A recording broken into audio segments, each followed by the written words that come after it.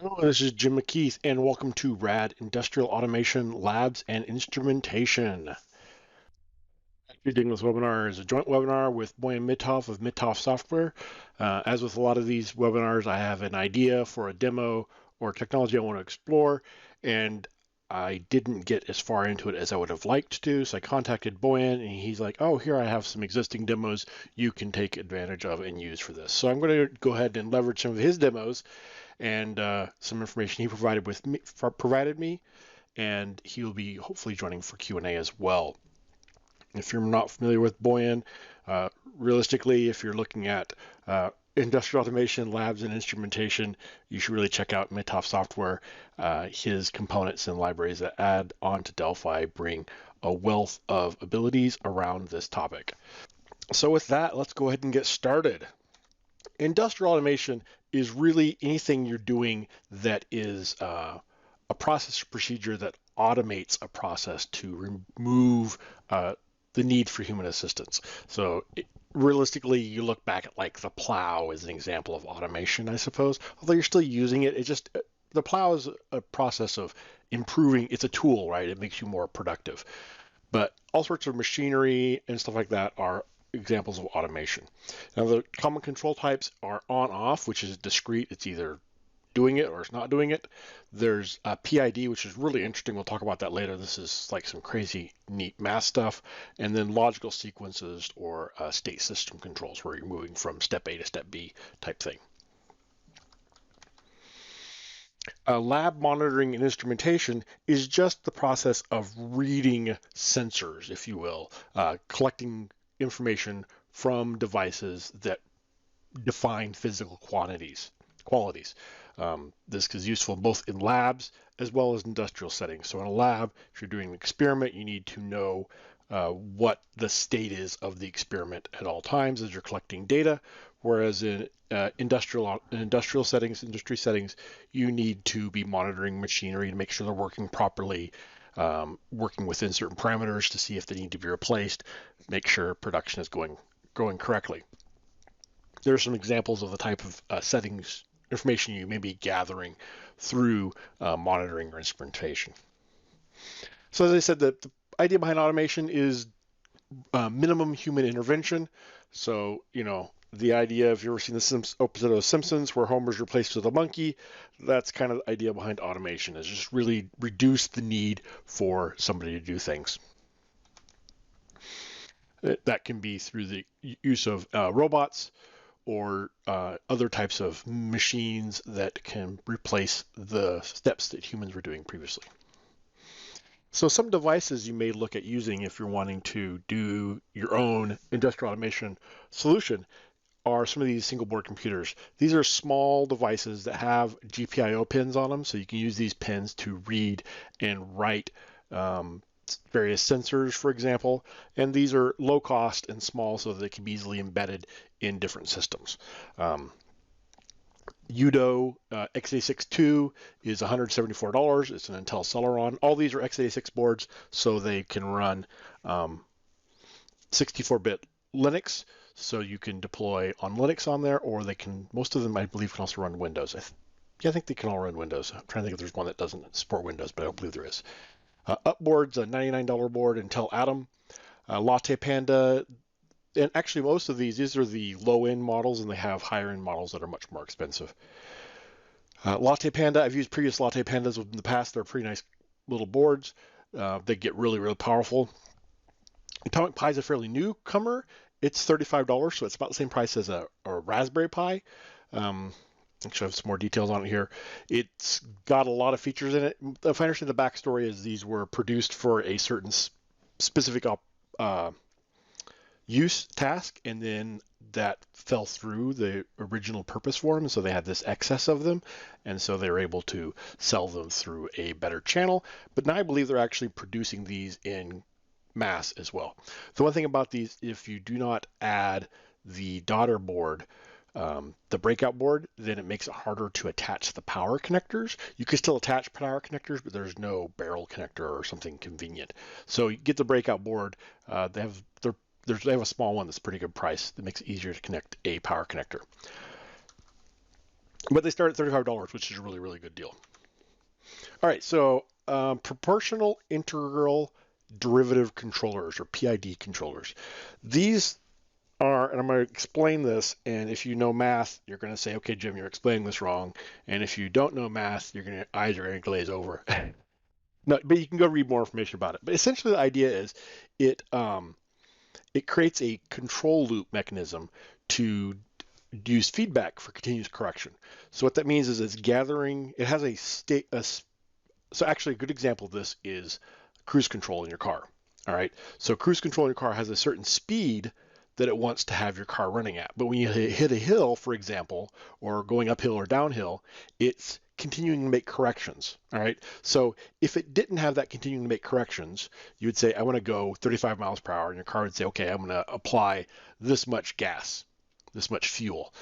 But then if you start going downhill, it'll be accelerating downhill and going too fast. But if you start going uphill, right, then it's not going to apply more gas. It's going to keep applying the same amount of gas, and you'll end up slowing down. And so the idea with a PID is it uses, it gathers has a set point that its goal is, and then a process variable, and it compares the difference to those to get an error value, and then it runs it through a proportional, integral, and derivative calculation, and uses all of those in order to produce a change value that applies. All right, and by combining all of those, it's able to create a more accurate target of how to change that, so it's able to converge on the correct value much quicker. So it's continually checking where it's at, if it is on target or not, getting an error value, and then you calculating with the error value in order to change what it needs to be doing. Okay, so it's a mathematical algorithm to create continuous error correction, if you will, in a process. Now, you're going to have a computer that's going to control all these things, but then you're going to also have, in larger industrial automation settings, a PLC, or programmable logic controller. And what these are actually similar to Arduino, and some of these are actually based on Arduino. They're devices that are out there on the factory floor, if you will, that have inputs and outputs on them, network connections, and they're ruggedized so that they're able to withstand being the factory floor conditions. Makes use of multiple digital input and outputs, or analog inputs and outputs, to collect data and control things. So it can be running the PID loop, for example, within a PLC, and also providing the information to a central system over the network. Okay, so it's both running the operations locally as well as communicating the statuses remotely. And so remotely, you might have a control center and be like, hey, we need to change something, or this doesn't look right, and you'll make a decision either automatically or through human intervention that will then go down and tell the PLC to change what it is doing. So it'll network together with other PLCs. Actually, I will point out that it's similar to an RTU, which you'll see this referred to a lot, which is a remote terminal unit. Essentially, a remote terminal unit is essentially the predecessor to a PLC. The PLC has the ability to run algorithms and control loops, where a remote terminal unit is just making that connection to some sensors to a central system.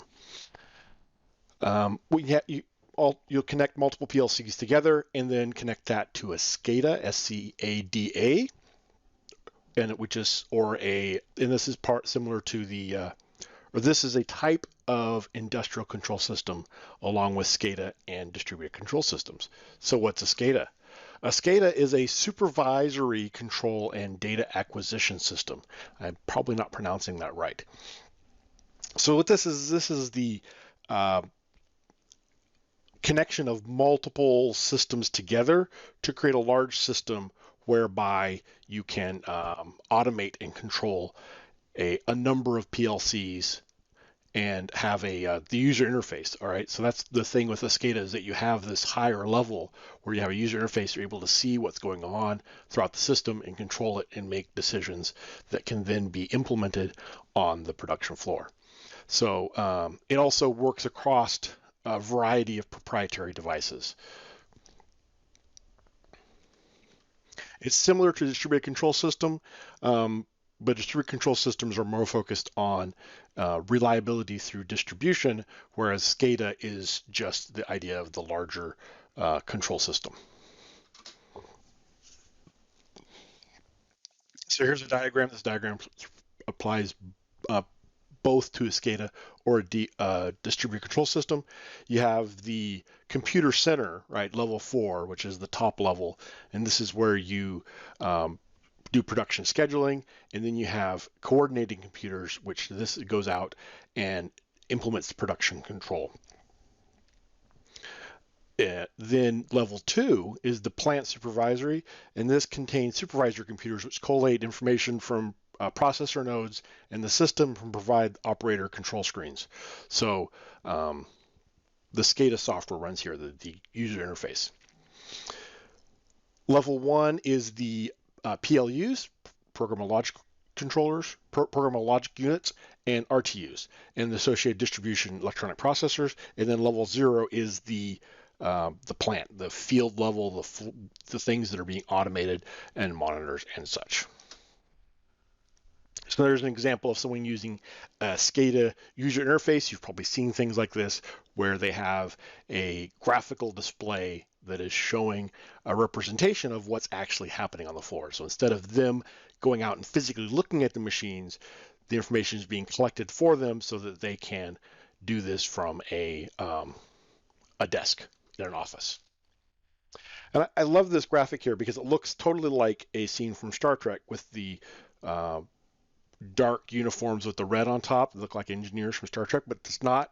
This is a incinerator in municipal waste treatment center in Germany. So the screens there are showing them the entire system where they can see what's going on and what's operating, where things are at, and then they're able to control it and make changes at the terminals in front of them there. And this is an example of a Scada, or actually in this case, a distributed control system. So Scada actually makes use of a number of protocols. The idea is that it's able to deal with multiple systems. Some of those protocols I've listed here.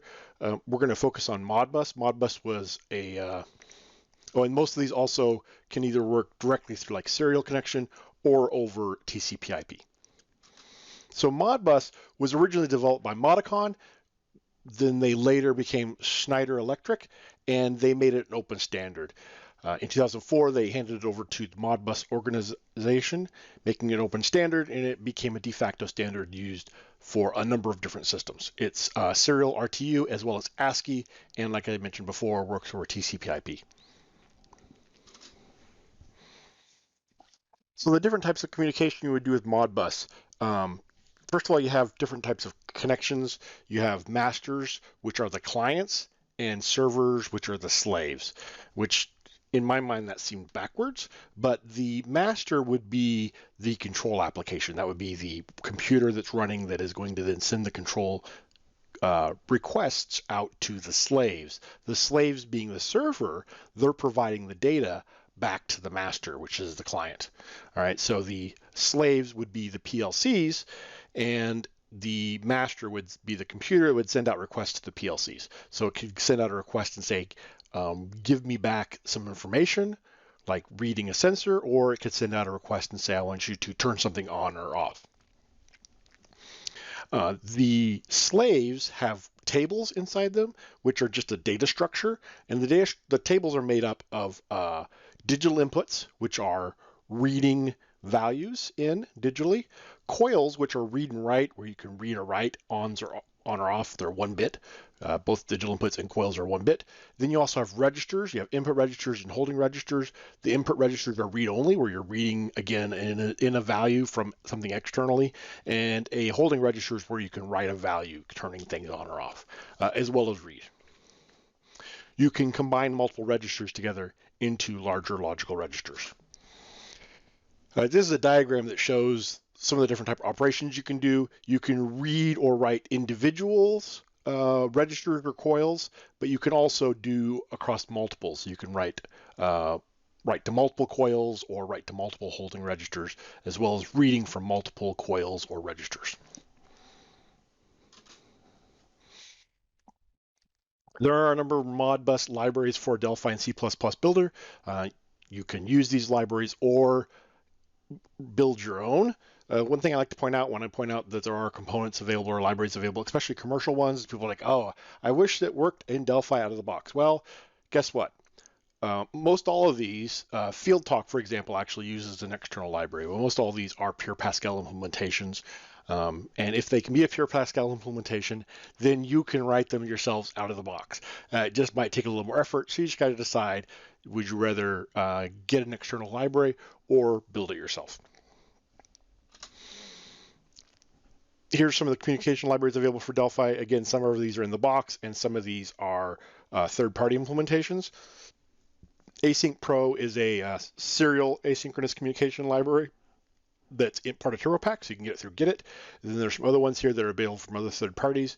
And then built into Delphi, we have Indie Components, the HTTP client library, which is a fairly new addition. That's a native HTTP client that supports HTTPS as well, and Bluetooth device and Bluetooth LE device, which is great if you're communicating with modern wireless Bluetooth devices. So now I'm going to talk some more about Boian software. He has Visuino and Visuino Pro, which when I first saw him showing this off, I was completely blown away. It's a visual programming environment for Arduino and now PLC's programmable logic controllers. Control Lab, which is industrial automation components, covers Modbus as well. Basically, Control Lab is industrial automation. Signal Lab is digital signal processing, so you're collecting some information that you want to use, do some digital signal processing on in order to analyze that. There's a tool for that. Logic Lab, this lets you perform logic operations based on events. So for example, if you're collecting information, you could just use Logic Lab to create a set of rules that would then change values, right? So this could be used in your industrial automation to automate the system as opposed to building your own logic trees in code. Plot Lab and Instrument Lab are used for graphing and visualizing data. And then Communication Lab provides serial connections, components, sockets, and such. This is just some of the libraries he offers, the labs. They're all labs. He also has labs around video, audio, vision, artificial intelligence, etc. I like to joke that because he has this artificial intelligence and vision like recognition, right? So you can like use a analysis of a video camera, and then the ability to program robotics through Visuino and Control Lab. I like to joke that when the robot apocalypse happens, it's probably going to be powered by Boian software, his libraries. So Visuino Pro, interestingly, so Visuino and Visuino Pro originally started out with Visuino, which is available for sale now. He now has Visuino Pro, which is currently in beta. Visuino Pro adds the support for programmable logic controllers. These programmable logic controllers are based on Arduino, which really Arduino is based on these very common chips, ATmega chips, and compatible. So the fact that they're based on Arduino is kind of interesting. Really, they're based on the chips that are in Arduinos, I guess, although some of them do say they are based on Arduino directly. So Visuino Pro is really designed around the additional use cases and additional functionality that comes with programmable logic controllers. It also has the ability that you can see the code that it's going to generate back and forth. So typically you just, there's a big example for in this a little bit, but you visually design the logic of the application, and then with Visuino Pro you can actually see the code that's going to generate for you, which is a nice additional feature. So how it works, on the left there we see this is the visual interface that you use to lay it out. So you lay out your controller, the different things you want to interact with it. So you can think of this like your bus, if you will. And then it also has, say, a tool palette here where you can select components you want to put down, property editor, and this is similar to the structure view in Delphi that you have that kind of gives you the overview of the whole thing. But it also provides you with instrumentation so you can read and visualize the information coming in from the devices. Once you're done, you click the button here and it generates the code in C++ code, or actually it's just C code into the Arduino IDE. and then that gets sent on to either an Arduino device or, in the case we're talking about today, programmable logic controllers. Control Lab is his Delphi and C++ builder component library. It contains serial and socket communication components, as well as Modbus components, OPC, and PID and relay controller components. So we talked about Modbus and PID, but it contains other ones as well that we haven't talked about yet. It works on Windows 32-bit, 64-bit, and Arduino, and I'm hoping he'll get Linux in the near future. That would be great. He's going to be demonstrating here using Controlino, which is an Arduino-based industrial control PLC. It includes a variety of protocols: RTC's real-time clock, RS-485, TTL serial, so on and so forth. A few of these libraries, not libraries, protocols, I had to look up what these meant. RS-485 is just a higher speed serial communication protocol, 10 megabits per second, or distances up to 4,000 feet. So depending on if you're going longer distances, you reduce the speed. If you're going shorter distances, you can increase the speed. I2C is useful for short distances, where it's an inter-integrated circuit. So the idea is when you're communicating within a board or an integrated circuit, so very short distances. SPI is also for shorter distances, and TTL serial is something you probably use for communicating between your PC and your computer, and the microcontroller. So now I'm going to hand over to Boian, and he's going to do a fantastic demonstration for us of Control Lab and Arduino to do some industrial automation and collect information from a thermometer. We'll take a quick look at Arduino Pro. This is the design area where we can drop components. The components are available in this palette here, and they're organized in categories and subcategories. Each component can appear in one or more categories.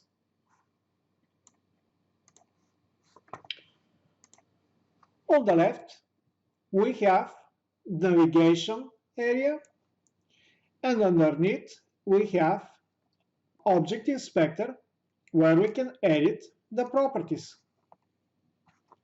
On the bottom, we have serial terminal and scope, and when we use packet communication, we can have also instrumentation panel. In Arduino Pro, we also have code view, where we can see the code that will be sent to the Arduino IDE for compilation. The code will automatically change as we change the properties.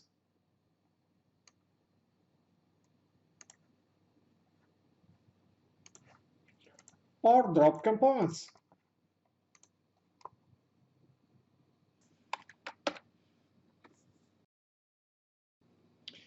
Now we'll implement Modbus client.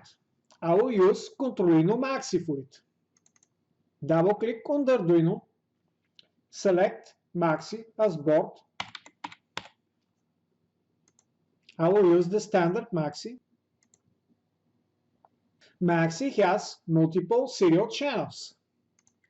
In the component toolbar, we will search for Modbus. We will select Modbus server or slave serial protocol and drop it in the design area. We will connect the output of serial channel 0 to the input of our Modbus protocol, and the output of the protocol to the input of the serial channel. Next, we need to implement a Modbus device. I will drop a Modbus device component and click on this button to open the tables editor. I will add one calls table and one input registers table. I will select the calls and add one call. Select the input registers and add two floating point input registers.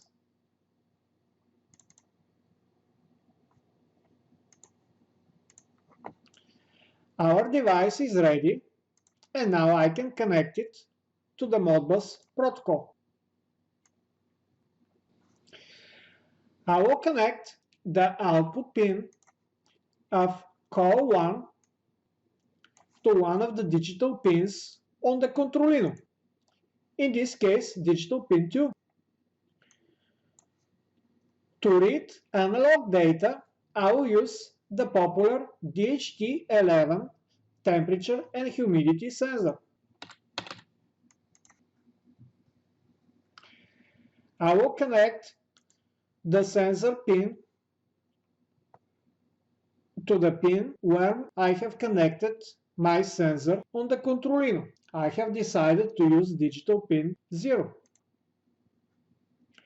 And I'll connect the temperature and the humidity to the two input registers.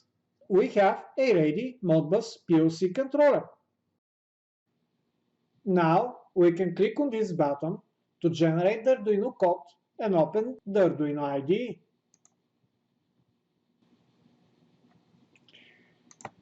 Make sure that Controlino Maxi is selected as device and that the appropriate COM port is selected to upload into the device. Click on this button to compile and upload the code.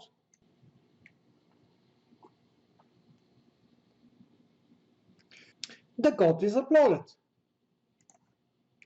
Now we will test the device. In Delphi, I started and saved new VCL application.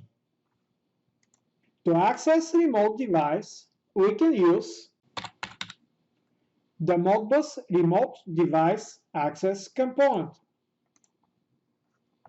In the component, we can specify the device ID where we want to connect.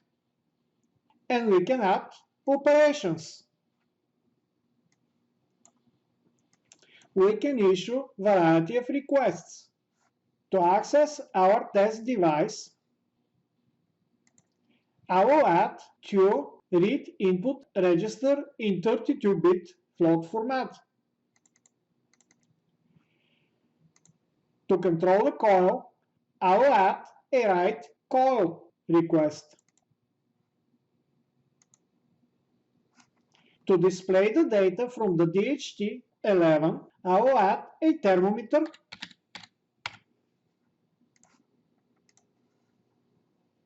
and gauge.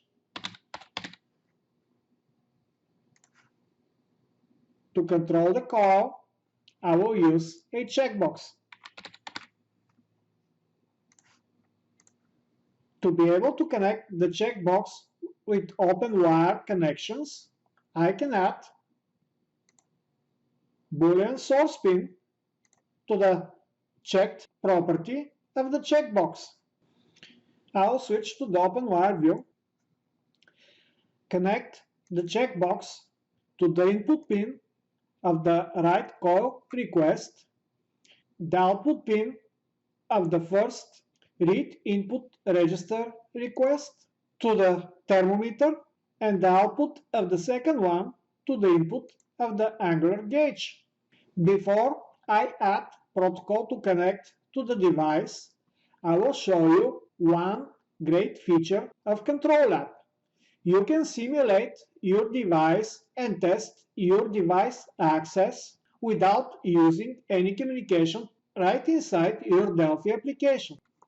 Switch to the form designer, search for Modbus, and add a Modbus device. Double-click on the device to add tables.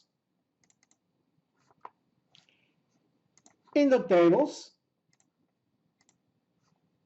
add the elements you want.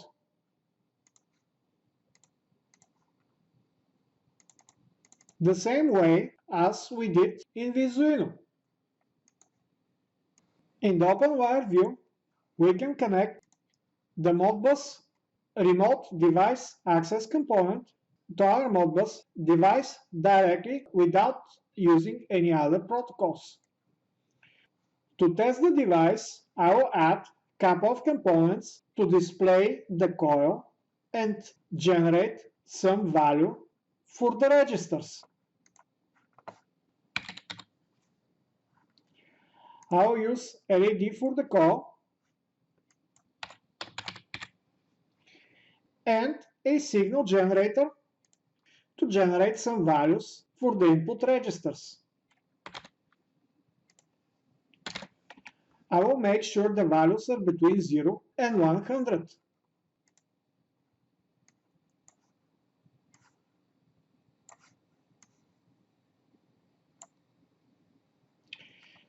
In the OpenWire view, connect the signal generator to the two input registers and the LED to the coil. If we try our application, we will notice that it is not reading data.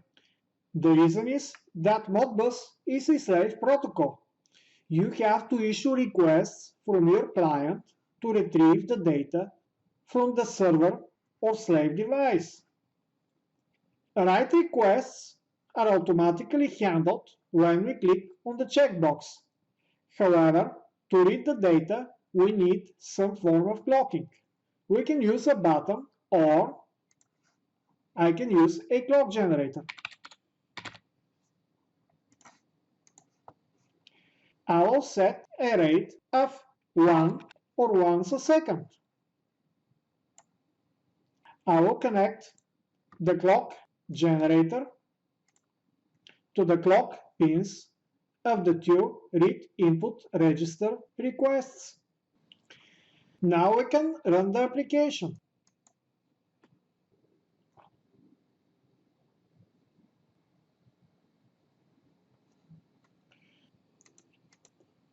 You can see that we can read and control the Modbus device. Using this trick, we can debug both Modbus devices and remote access to other controllers. Now we can remove our debug device and connect to our Controlino. The Controlino is connected to a serial port. For this, we will need a COM port and a Modbus serial communication protocol. We need client serial protocol. Double-click on the COM port to select the COM port where our device is connected. Switch to the OpenWire view.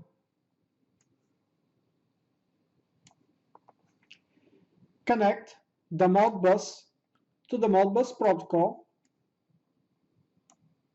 the output of the protocol to the input of the COM port, and the output of the COM port to the input of the protocol.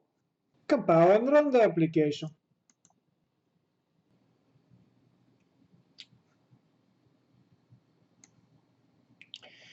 You can see the temperature and the humidity in the room.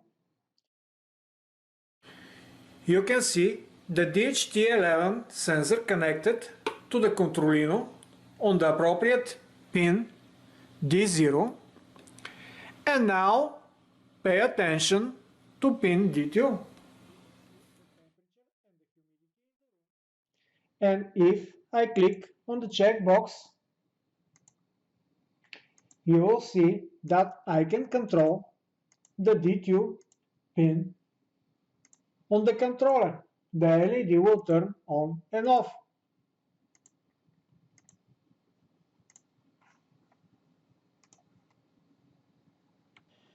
Now we will implement bridging using another Controlino.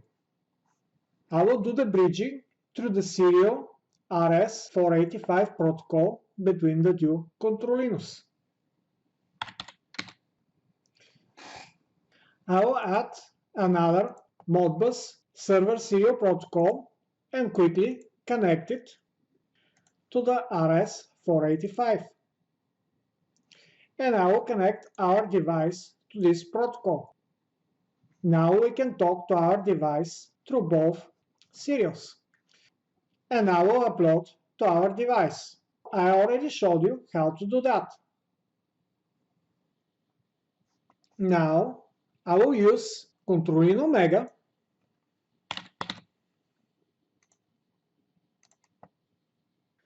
to implement Modbus bridge. Mega has Ethernet controller and we need to configure it. Set MAC address. You can use MAC address generator to generate it. Set fixed IP port available on your subnet. Enable the fixed IP port and disable DHCP. To make the connection, we need to add server socket. The default Modbus TCP port is 502.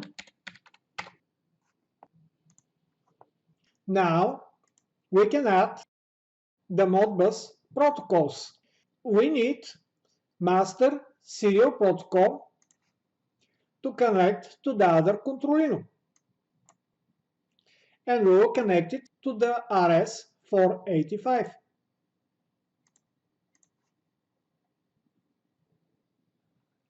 We will make the Controlino a safe device on the Internet. For this, we will add a TCP slave protocol. Connect the socket to the protocol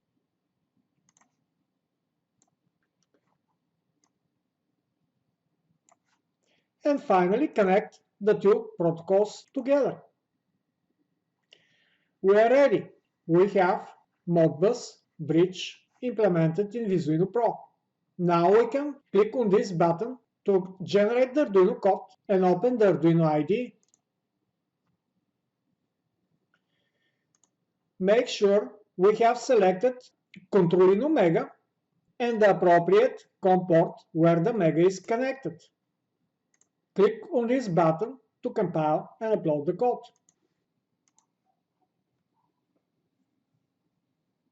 The code is uploaded.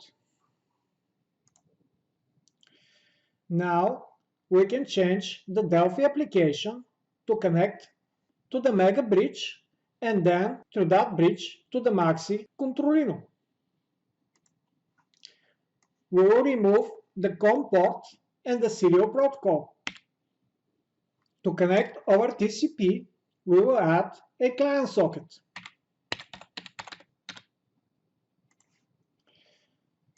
We will set the TCP IP address of the device.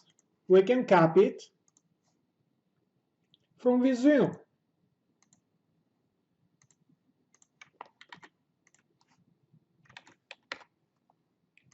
And set the port to 502.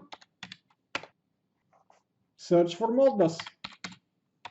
Client. Select TCP protocol and add it.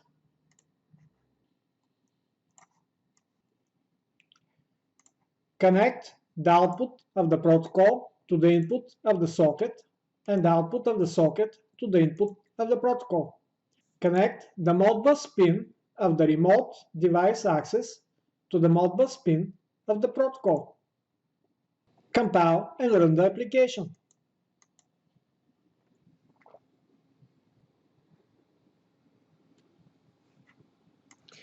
You can see that we still receive the data. The data is sent from the sensor to the Maxi and through the RS-485 to the Mega, and from the Mega through the TCP/IP Ethernet to our Delphi application. And I can control with the checkbox the LED on and off.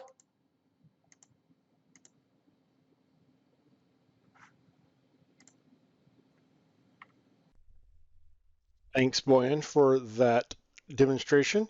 If you want to get some more presentations from Boyan, here's a few links for you here. Different videos he has put together on Modbus, Arduino Pro, and Scada. And you can find the links there, and I'll make the slides available to you as well. And here's some other additional related links that you can check out. First one here, Victory Fernandez, our MVP down in Brazil, has a short 2-minute video showing Modbus presentation, doing a little industrial automation there.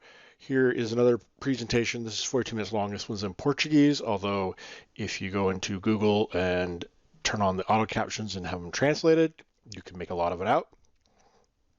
This is a couple links here in Russian. This is Modbus, this one's in Scada, and here's the downloads for the source code. So this is an additional, you can watch the videos here. They have sample apps, and then you can download the source code for the components here as well. Check that out again. You want to use auto-translate, unless, of course, you're a native Russian speaker. And then here is another Scada library I found here, Pascal Scada library on SourceForge you can check out. And again, I'm going to bring up the links for Boyan's software here, Mitov software, listing some of the libraries I think you might find useful from him. And again, go out and check those out. He has other ones as well. And if you want to find the latest goings on from Mitov software, check out labpacks.blogspot.com. And with that, we're going to go to Q&A. So Boyan is online with us here. If you do have questions for him, I'm sure he will be able to answer them. I blogged about running WebBroker within Arduino. Is there any progress about this from Embarcadero? I should check with product management on that. I have not heard anything about them doing that. I will certainly check with them and find out, though. You know what? I probably didn't even file a feature request, which would have been what I should have done.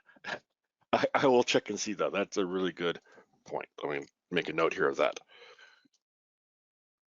You can certainly use the stuff in my blog to do that with a couple extra steps, but yeah, it would be great if there were if it were integrated into the release to make it easier to do, right?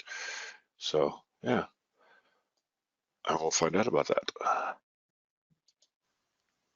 Do you have a Arduino vision in mind that totally replaces the Arduino IDE so it directly compiles and downloads the code to the MCU microcontroller? And by the way, can it generate and compile the code in Pascal? Well, one at a time. First of all, yes, I have a plan for such functionality. It probably will make it first into the Arduino Pro. Arduino Pro, in addition to obviously serving the more advanced users, also is my test case for experimenting with new features. So any new cool feature usually just first is tested in Arduino Pro. And if it makes it and survives the criticism, then gets pushed into the traditional Arduino. So yes, I'm working on functionality to automatically compile and upload from inside Arduino, and it will happen. I just cannot tell you exactly when. Now, in terms of generating Pascal code, there are a few potential issues there. Well, number one, there has to be Pascal for the specific controllers, and such Pascal is not quite on the horizon, though I know that the Lazarus people and the Free Pascal people are experimenting with some stuff with it. Second of all, although Pascal is a very good language for computing per se, it is not that well suited, at least it's in its current form, for microcontrollers. And yeah, I know people are going to get upset immediately, but I can prove my point. C++ as language has templates, and templates are not the same thing as generics, contrary to what people usually think. Templates allow the compiler to completely exclude large portions of code if it decides to optimize it. So I use templates extensively in the latest versions of Visuino to reduce the memory usage by the generated code tremendously. So Visuino generates code that is extremely well optimized and competes with code that is manually optimized on assembly level, if you try to optimize the code on assembly level. Pascal, in its current form, unless certain language features are added, is simply not suited for this type of optimization, and it's unlikely that it can generate such a small code footprint for controllers. I mean, here we're talking about controllers that in some extreme cases may have few hundred bytes of RAM in them, and something like few thousand bytes of program memory. So extreme optimizations are very critical if you want to put any meaningful code inside something that has such an insignificant amount of memory. So that makes Pascal not very well, again, in its current form, not well suited for this particular type of program. So that would be the reason, at least at present, for me not generating Pascal code. That, of course, can change because, I mean, we do cool new things all the time. And I'm sure that the Pascal community is working to solve this issue. Well, not really to solve the issue, but to make Pascal suitable for this type of tasks. And once when this happens, I am completely open to port Visuino to generate Pascal code. One thought I had on there, a couple thoughts actually. Could you do like a transpiler or something like that that could make that work perhaps? And it seems like I saw somebody had a Delphi Pascal to Arduino solution. Someone just pointed out that Microelectronica has Pascal-based compilers for a large number of 8-bit and 32-bit MCUs. Maybe that's what I'm thinking of. But yeah, again, it reverts back to the fact that the current version of Pascal, unless we decide to extend the language, does not have functionality such as templates.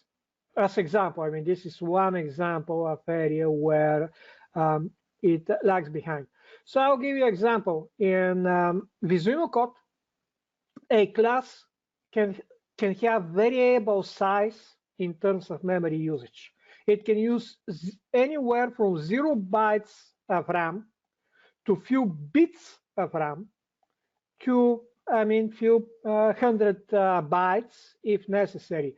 And yes, when I say that Visuino generated C++ class can use bits, I share bytes between classes, which is something that traditionally you cannot really do in Pascal language. And it's not trivial to do in C++, but it's purely doable with templates. And when I'm talking about usage of templates, I do my classes nowadays pretty much without any member variables. There are no member variables typically, not a single one. So instead of member variables, I use template parameters, which can be a complete constant, which is just a hard-coded constant, or if needs to be modified, they become variables. And not only they become variables, depending on even, and they can self-adjust even, they can take just a couple of bits of shared bytes, or they can be much bigger and take 1 or 2 or more bytes, depending on the range, as example, with this particular variable needs to take for this project. So this is the type of optimizations that Visuino does. And again, this is very, very unique approach that I have never seen anybody else taking. And I have to blame my big mouth and you, Jim, and Chris, if I remember correctly. I bragged in front of you that I can make Visuino generate better code than manually optimized code. And once when I have bragged, I simply had to sit on my ass and actually do it. So I did it. So my big mouth got me into this trouble, but I did it. And yes, if you use transpiler and let's say have Arduino generate code, Delphi, I mean not Delphi, but Pascal code, I can generate that code, but I have no way of having no way of describing in Pascal this level of optimization and this level of memory sharing and this level of class adaptation, because my classes effectively adapt based on what you're trying to do with them. And most of my classes don't use any member variables at all in the generated code, as long as you have just put some constants, right? Unless you want to control that member from other code, then it magically becomes variable through the magic of templates. And if I generate Pascal code, which later gets translated into C++ code through a transpiler or something, I will immediately lose this ability. And by losing this ability, the generated code will be using much more memory, which is not necessarily desirable when you're working with such small microcontrollers. And I mean, you Jim, have experience and you know how easy it is to run out of memory on them. I mean, they're puny, they're tiny. Yeah, yeah. So Miguel pointed out that there is Python solutions for targeting Raspberry Pi as well, which the Python, he says, is weaker than Pascal for MCUs. They're covered. PyCom is an example he provided. Well, he made a very good point mentioning it for Raspberry Pi, because Raspberry Pi is not Arduino. Raspberry Pi is a single board computer, and it's reasonably powerful computer. I mean, you can run a full desktop with it. It has gigabytes of memory, right? When we're talking about Arduino, we're talking about less than 1,000 bytes very often. Right? Don't they? Is it MicroPython used on Arduino though? MicroPython is used on some Arduinos, and it's even better that you brought it, because with MicroPython there is very little you can do on Arduinos. It's extremely limited. So whatever you can do with Arduino, you can do probably 1% of that with MicroPython, exactly for this very reason. Yeah. It's very inefficient, and it's going to eat your memory before you know it. Aside from stability issues with garbage collection, which is inherited in garbage collected, not all of them, but in most garbage collected environments, you have those interesting artifacts and stability. I mean, Lua was the same thing when they were trying to push it. And they were trying to push it not even on microcontrollers like Arduino, they're trying to push it in medium size things like ESP8266. And even on ESP8266, which has a reasonable amount of memory, I mean, it's still in kilobytes, but at least you have decent number of kilobytes there. It already was running out of memory when you write something which is literally just few lines, and you start to run out of memory. So the fact that a solution exists doesn't mean that it is a practical solution. That's what I'm saying. The fact that MicroPython exists doesn't mean that there is much that you can do with it. Where my goal with Arduino is to allow you to do extremely complex projects, enormously complex projects, which will use tiny amount of memory, will fit on your controller, and will work extremely efficiently on your controller, much faster than anything you can typically do, even if you spend months of manual coding with months of manual optimizations. Arduino will do comparably similar, or in some cases better job, in mere seconds, right? So that always has been the goal. And if I pick something different at present, again, I mean, if tomorrow certain features are added to Pascal, I'll be more than happy to add functionality to generate Pascal code. But those features are just not present at the moment. That's the reason. There's another question here about using just using an Arduino directly without using a PL programmable logic controller. And I point out that specifically the one you were showing here, the Controlino, is literally based on an Arduino. So you can use an Arduino there. The difference is the PLCs are ruggedized to make them more resistant to the hazards of a factory floor. So you just need to be aware of your environment and what you in the situation there. And then also just pointed out, Andrew points out that you need to ruggedize your code as well to make sure that it is retrying things and such. So I don't know if you had anything you had to add to or comment on that. No, you describe it quite well. I mean, I most of my Modbus code and I mean PLC type of code, I run it just on my Nanos, and I run it on ESP8266 and ESP32. And I even actually wanted to post a tutorial showing how you can take existing old controller, which happened to be the click controller, which I recommended to you, Jim. So this click controller doesn't have Wi-Fi, right? So what you can do, since it has serial, however, you can simply hook, and I have tested that, you can hook ESP8266 or you can hook ESP32 through the serial, and then use the bridging similar to what I was showing in this tutorial, and you can have Wi-Fi control. So if you have PLC controllers, I mean on your floor, if you're in industrial automation and have PLC controllers on your floor, and they're old school and have only 485 and serial would have you, then you can pick a cheap controller and just enable Wi-Fi for them. I mean, you can, assuming that you're not that concerned about how rugged the Wi-Fi solution is going to be, you can quickly hack them and add Wi-Fi functionality to them.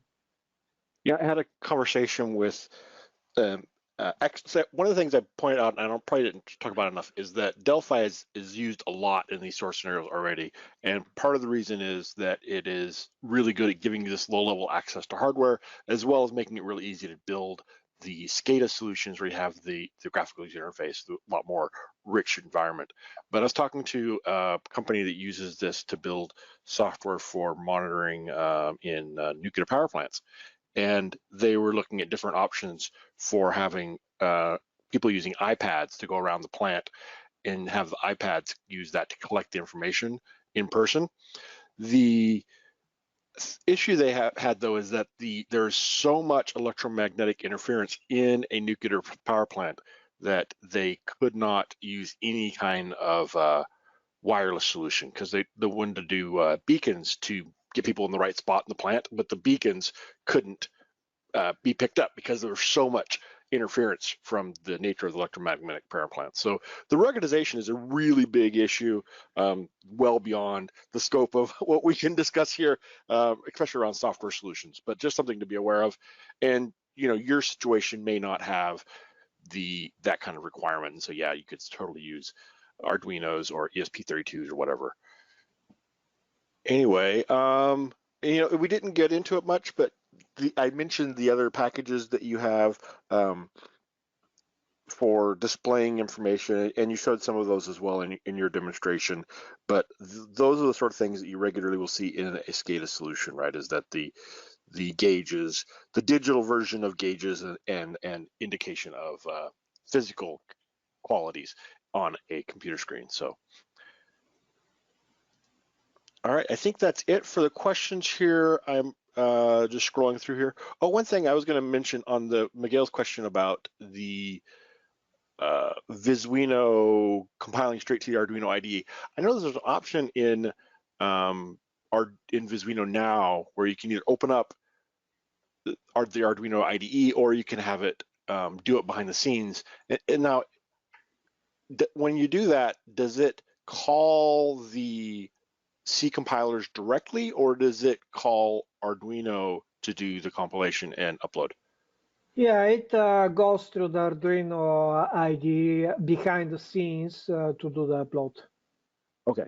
Now, when I know that a lot of with the Arduino IDE, you can add additional boards, and my understanding was that when you do that, it adds libraries as well as like compilers, because the Arduino IDE is calling a number of command line compilers behind the scenes.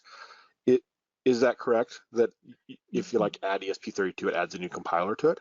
That is correct.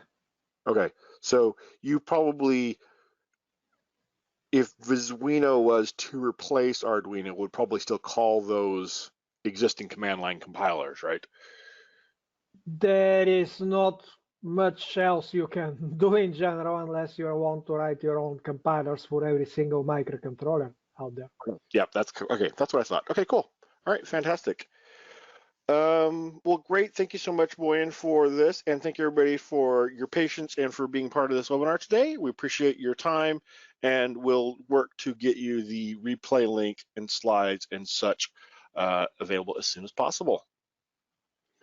Well, thank you, Jim, and thank you for the very nice words, and thank you everybody for participating. Bye, everybody.